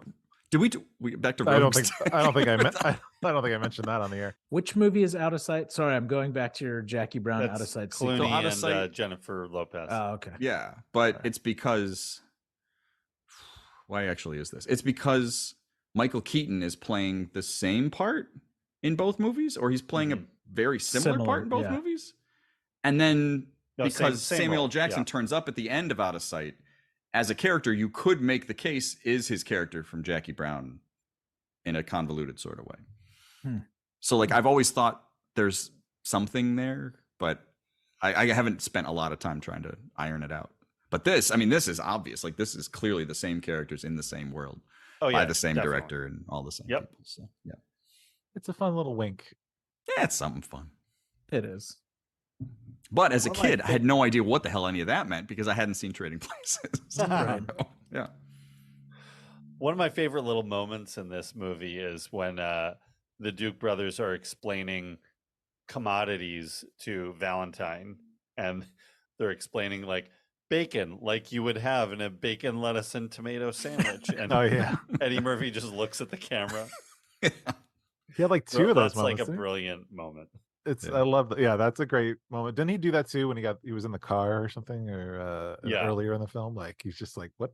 Like, when they were shooting the first scene where the Duke brothers get Valentine into their limo, right? When they were filming that scene, Don Ameche and Ralph Bellamy were arguing about how many movies they had made, and Ralph Bellamy's like, well, this is my 99th movie. And Don Ameche goes, well, this is my 100th movie. And then Eddie Murphy goes, guys, between the three of us, we've done 201 movies. It was his second movie. That's great. That is hilarious. That's just like Eddie Murphy, like at his best, Yeah. Doing comedy that doesn't involve racial jokes or homophobic jokes, and at this time, because his stand-up was so kind of vulgar, he had to really censor himself for a movie like this. Yeah How could you do this to us after everything we've done for you? Oh, see, I made Lewis a bet here. Lewis bet me that we couldn't both get rich and put you on the poorhouse at the same time. He didn't think we could do it. I won. I lost. $1. Thank you, Lewis. After you.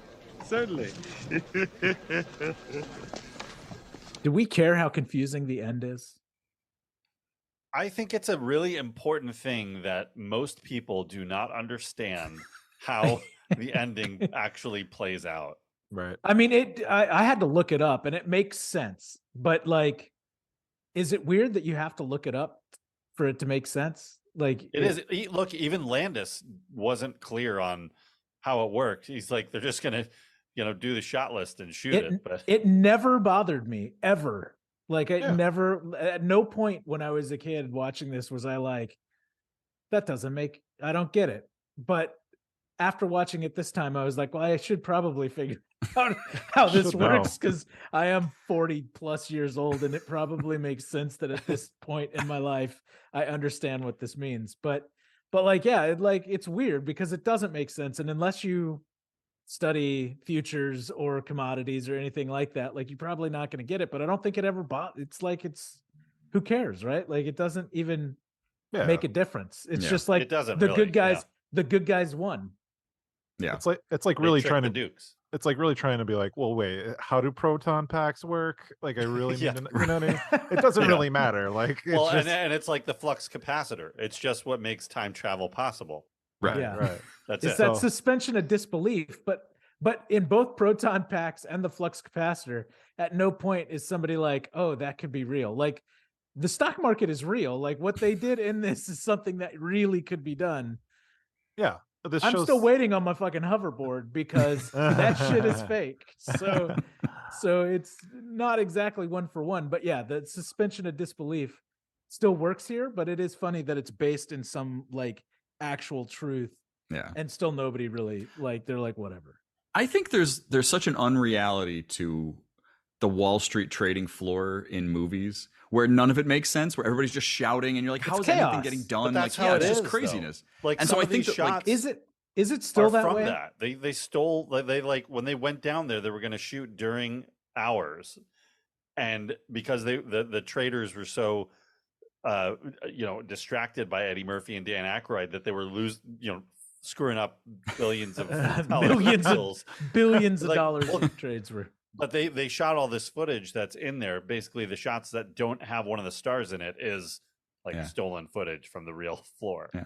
But to Brent's point, this can't still be like this, right? There's got to be more of a digital component to doing this. I feel like everything's E-Trade and all that stuff now. It's like, are there still people on the floor of the stock market exchange, like yelling and screaming and throwing pieces of paper at each other? And how does anyone how does anything get accomplished down there?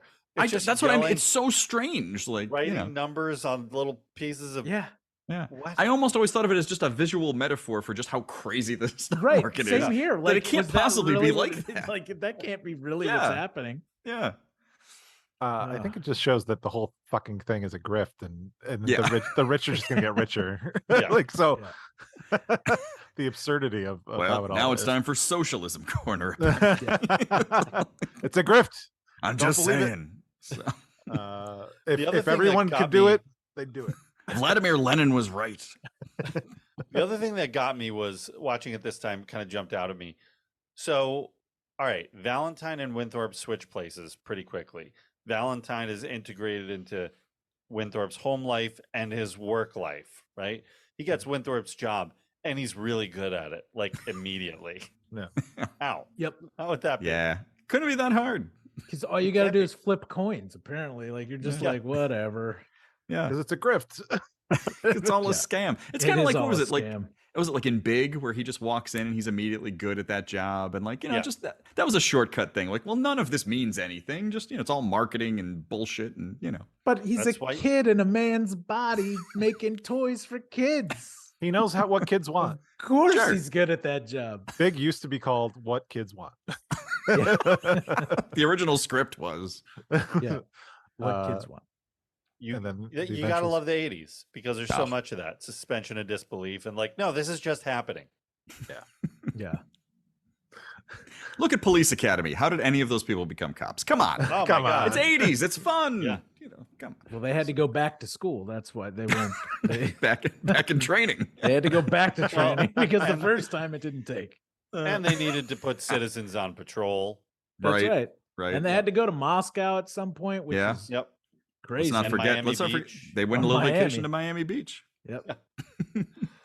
Uh, I think. All right. we gotta, I Captain think we Dork. got. I think we definitely need to find space in our programming to do the Police Academy Oh, series. we've got to. Why We've got haven't to. we Joe's done been it? asking for this since day one. Since before, Yeah. before I was ever on the show, I was like, "Hey, you're gonna do all the Police Academy movies, right?" Yeah, we have to do that. All is one show, one 14-hour episode.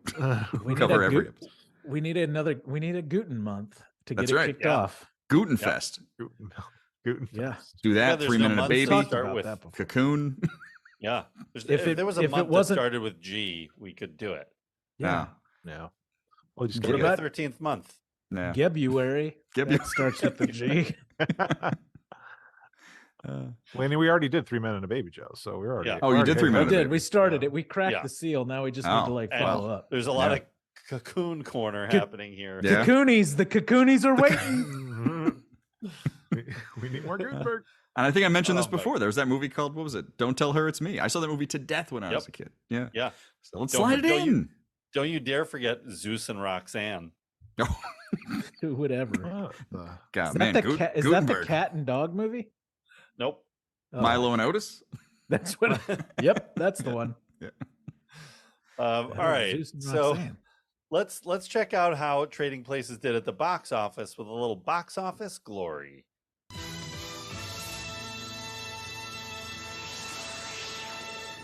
My ribs are hurting on this one. I don't think I've cried during an episode before. Cried with joy. Yeah. The thought of Cocoonies at your door. All right. Trading Places, filmed late 1982 to early 83 in Philadelphia and New York. It had a $15 million budget. It opens on June 8th, 1983 at number 3. Oh. Number 3. Opened up against Octopussy. So, wow. Heavy competition with James Bond. It was, I mean, this is a loaded, summer. So it was kind of like you're going to go up against something. And a lot of studios were really constantly shifting release dates. So they're not in competition with each other. But Paramount wanted to go toe to toe with James Bond, especially since Bond was not not at the height of their box office glory. So. Okay, so it opened up against Octopussy, and it was between Octopussy, which was at number 2, and Psycho 2 in its second week was number 4. See? What was the Nice. top And- movie? There we go. Yeah. Psycho 2. Jamie Lee maybe made a mistake. She could have.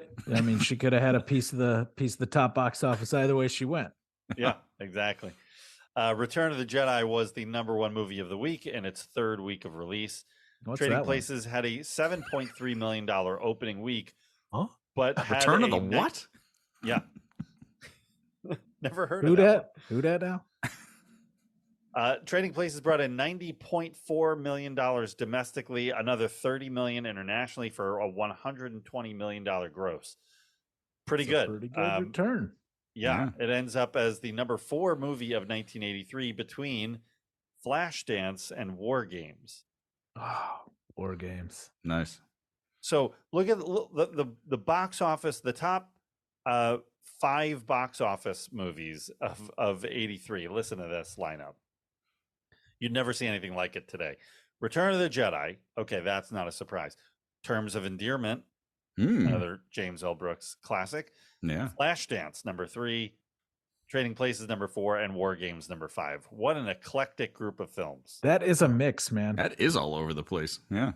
It's pretty cool. I mean, I still have never seen Flashdance. I don't think it's Heard the aged music. that well, but it has some memorable scenes. Yeah, I don't think I've ever seen Flashdance either, now that you mention it. It's one of She's a those that- welder? Yeah, Right? she welds. She welds. Yeah. She Right? welds and It's a dances. welding film, as I recall, like an industrial Welding and metallurgy. Is Yeah. she? Is that Yeah. real, or are you just I don't know. it's I have real. no idea. I know there's Yeah. a scene where she dances. Yes. Yeah. Right. And it's like the whole thing. It's I always got darker it and than- Footloose all like I got those two confused for the longest It's time. kind of Flashdance.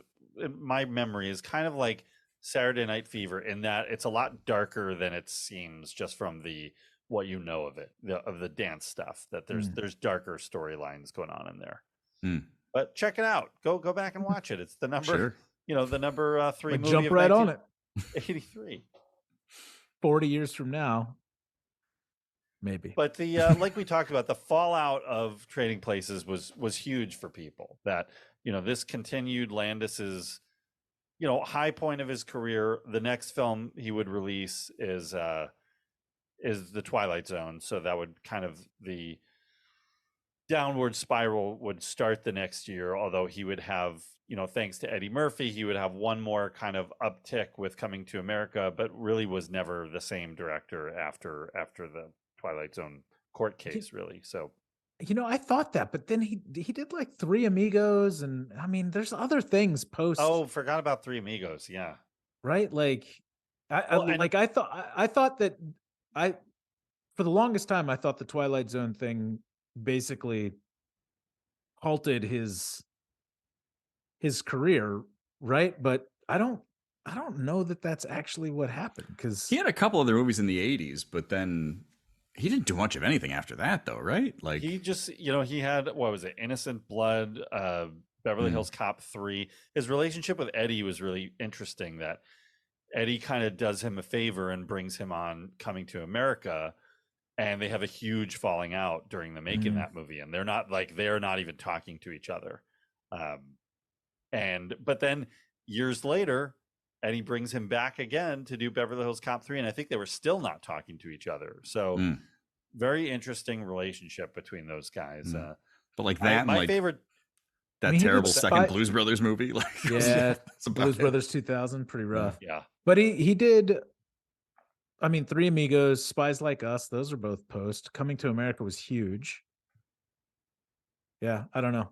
That's kind of it after that, I think. Yeah, I mean, I think Coming to America was the last thing. So maybe, maybe the falling out with Eddie is, I don't know. He was also, famously known as a very difficult person to work for. Yeah, I mean, you might not make it off the set alive, so it's not easy. Yeah, no guarantees going home. Not a lot of people are going to sign up for that. Yeah, don't work for John Landis; he may kill you. Yeah, John Landis.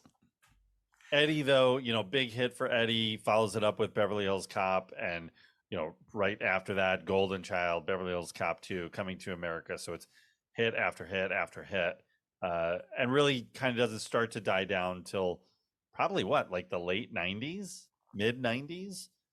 There's ups and downs, but there were still some okay movies in there. Yeah. Until after the was it Nutty Professor was like, he does family fare. He does family stuff after that, right? I mean, Bowfinger. Don't forget Bowfinger. I love Bowfinger. Yeah, Bowfinger's but then you got Pluto Nash and Meet Dave and yeah. The Shrek franchise. Norbit was a huge hit. He's been in things that were okay, but like, I mean, it's clearly just not, like he's good in. I don't love Dreamgirls as a movie, but he's great in Dreamgirls. He was great in the Dolomite movie, even though that's kind of that is good though. He was really good in that. Yeah. People like Daddy Daycare. He's finally sort of, I feel like he's in the middle of a comeback now, and he's got a holiday film. Talk about the holidays. Oh yeah, Cane Lane. Who's excited? What is it? I saw a picture of it. I don't know what. Candy Cane Lane. It's like a Netflix movie or something, isn't it? Candy Cane Lane. Yeah. Yeah. It's a holiday streaming affair. So can't wait to watch it with children. It's probably a Christmas movie. It is. With the name Candy Cane Lane. I don't know. Sounds like an Easter I'd have movie. to see it. I'd have to see it to determine if it's a Christmas movie. I don't know. Maybe it's a horror movie. I don't know. Could be. So, don't go down Candy Cane Lane. It's definitely no Die Hard. Could be a Purim movie, maybe. Ooh, a nice Purim film. Yeah. Everybody dresses up like Eddie Murphy this year. So Trading Places, we mentioned, did huge things for Jamie Lee Curtis and boosted her career maybe beyond anything else besides Halloween. very important. Dan Aykroyd, this is kind of turning him upwards as well. He'd followed up with Ghostbusters and a ton of movies throughout the 80s and 90s. And yeah, and then of course for Don Ameche, and we said already that he, really springboarded off this. I think Ralph Bellamy did as well. Don't forget Disorderlies, Ralph Bellamy. the Fat Boys movie. Yeah, good movie. I like that one. Look, everybody's got to pay bills, right? Yeah. So, come on. But the movie was the Fat nominated Boys for... movie. Was that the Disorderlies or whatever? Yeah. Yeah, Oh, we were that just was saying. classic.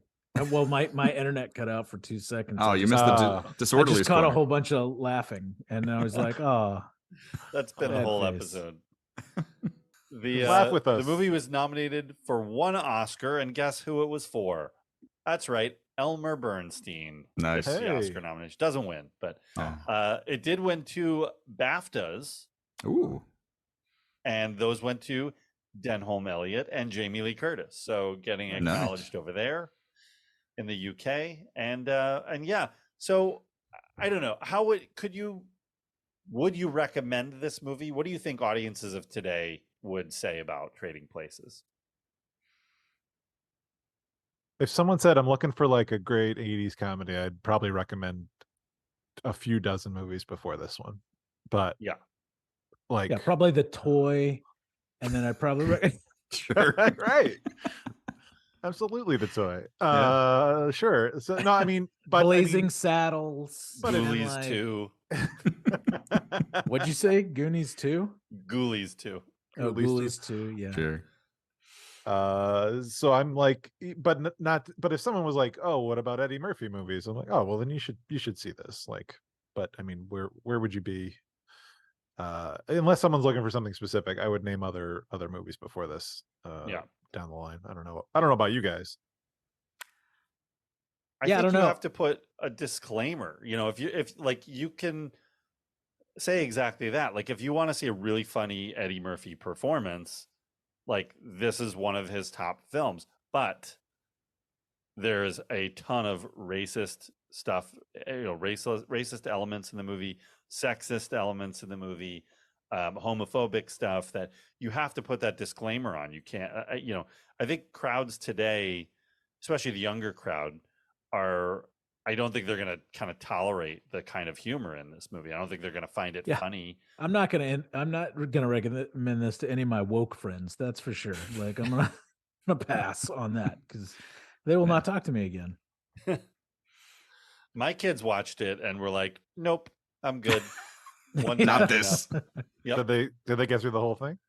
Oh yeah, they did, and they saw they acknowledged that there's funny elements to it, but they didn't feel like what was funny outweighed the problematic stuff. So Yeah. I don't even know if it's the problematic stuff that really puts me off that much. I mean, obviously it's off-putting and I don't necessarily want to see it, but I don't know. I mean, while there are funny moments, it's like there's funnier Eddie Murphy and there's funnier Dan Aykroyd. So, I'm not like, oh, there's just like some amazing jokes in this thing. Like it's all very amusing and there are funny moments, but I don't even know if it's the funniest. It would rank in the funniest 80s movies like very high necessarily. Mm-hmm. Yeah. I wonder at this point, like, I think of this as like, oh, if you're an SNL fan, but like, if you're an SNL fan from the era when I'm an SNL, you know what I mean? Like, I don't think today you'd be like, oh, like young kids who are into SNL, were they into the first 10 years of SNL? Like, that's what this movie, I think, would really aim for. Yeah. Because, I think it's funny. I think there's funny stuff in it. I think there's a lot of good actors in it. So it's a good curiosity, but I don't know how well it's aging. And besides the problematic parts of it, but the comedy, like I'm surprised at stretches how stupid this movie is. And this is a movie that like I always thought of as a really great comedy.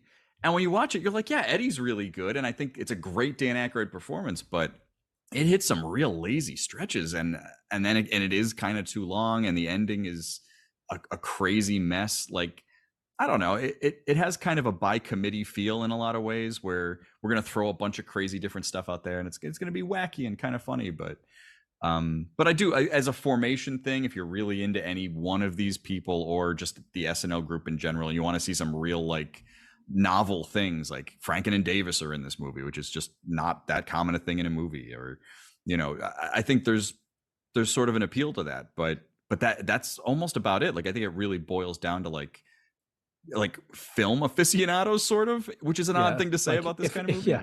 If you're going to teach a class on certain elements, specific actors or the history of, comedic film, things like that, potentially. I don't know. I feel like the further and further you get away from the 80s, like the less and less meaningful, like, or even relatable this movie kind of is. Like even like the themes and undertones and the dry, like the plot points, like they're all just very like rooted in 80s mentality and 80s culture. We didn't even talk about that, but I mean, this is a throwback. We should have said this in the beginning of the episode, but like this is intended to be a reference to like the screwball comedies of the 20s and 30s, the Capra films, the Preston Sturges films of that era. Yeah. But all of those ended with like the takeaway was like love is more important than money and power and social status. This being made right almost in the middle of the 80s. Well, we're right in the middle of the Reaganomics and the Reagan mentality of money is everything, and that's the takeaway, that everything is about getting as much money as possible in this. At the end, it's just the winner is who has it all, and that's how you attain happiness. Yeah. That's the other thing that I think is interesting with the casting of it too, is that, and I think this is why I was sort of mentioning this before we did this, was that like I am kind of this Ralph Bellamy fan, but it's because I really like those movies from the 30s, and he's in like The Awful Truth and His Girl Friday and movies like that. He's in a bunch of Carole Lombard movies, and they're all that kind of class comedy, but class comedy of the 30s, which they're not exactly like, vilifying anybody. It's sort of just like, well, how is this rich guy getting with this? She's just, she just does nails. Like, and it's like, those are all of those movies in some way, or with like really witty banter. And I think that's sort of how Bellamy is in this movie, because it creates that weird little connection. And Don Ameche made a lot of those kind of movies too. But like, yeah, I think that's like, it's a nice way to like build that bridge across to it, to make class comedy in the 80s, but then with villains, Yeah. Yeah. For me, this really brought to my mind the importance of critical reassessment of some of these older films, of a lot of these older films that whether it's the 60s, 70s, 80s, or even 90s, that just because in my immediate mind, when I think of Trading Places, my first thought is like, oh, that's the funny Eddie Murphy movie, but it really isn't that anymore. That looking at it now and really seeing what it's doing and how it's how problematic elements really stand out much more clearly now. Yeah. And it's good to do that for all films. That's part of what we're doing here on the show. So you're serving a valuable purpose. Who did like the movie though? Don Ameche. Donna. Donna. Yeah. Donna Ameche. It really sounds like a lady. Yeah. It's a real lady. All right. It's time to answer the big question, 6 degrees of reconciliation. Who was able to connect broadcast news to Trading Places, and in how many moves? I got there. Anything? I'm there in one.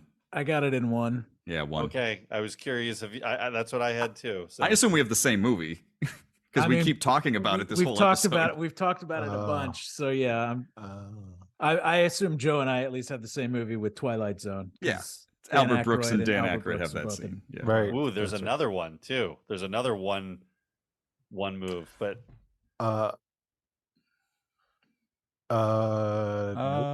nope. Wait. No, I have Dan Aykroyd and Joan Cusack from Grosse Pointe Blank. Ooh.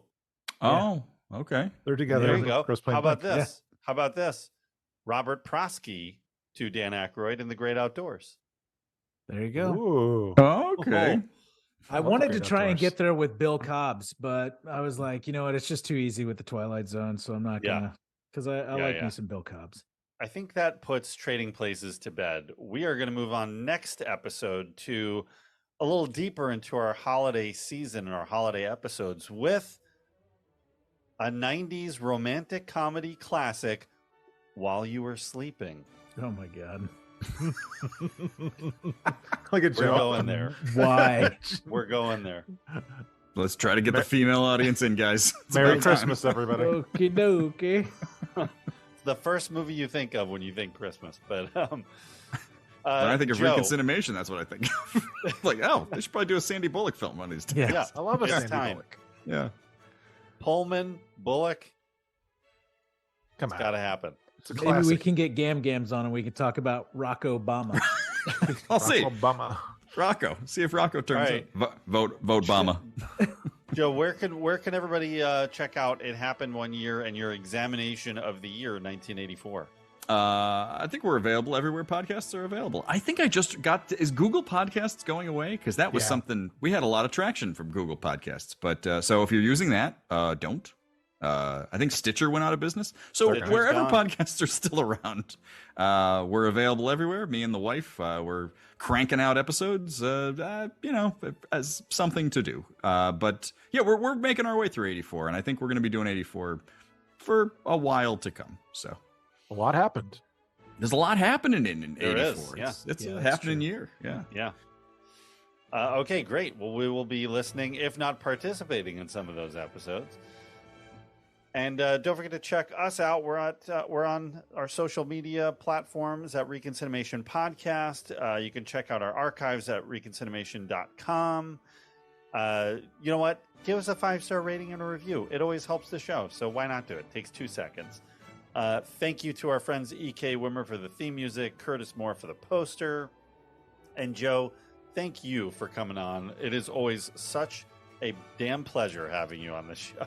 Oh, it was another great one, guys. This one goes in the vault as just all-time classic. It was I think it was number 7 for me now. 7. I got to make up a shirt. That might be a record. You and Man. EK, I think are in competition. Yeah. This is a pretty sweet gig for me. It feels like it's like your third. Like, Right? I feel like you're not on enough. Like, Yeah. that's- Well, so I'll welcome you know. to 7. I'm just gonna just send me the link and I'll just blast in. And anytime you're recording, be like, where are we? It's just we're talking about Sandy Bullock again. Okay. So. Is Denholm Elliott in this movie? Then just see where we go. So. Mr. Wrong with Bill Pullman and Ellen DeGeneres. Okay. Oh, my God! Wow. Let's get Making that the in there. Pullman connection, yeah. So. All right, well, you know what? Don Ameche and I are going to go with the rest of the Cocoonies, and we're going to check that out. So we'll see you Kakuni guys Matata, guys. Kakuni next Matata. time on ReconCinemation, and happy holidays. Take care. Bye now.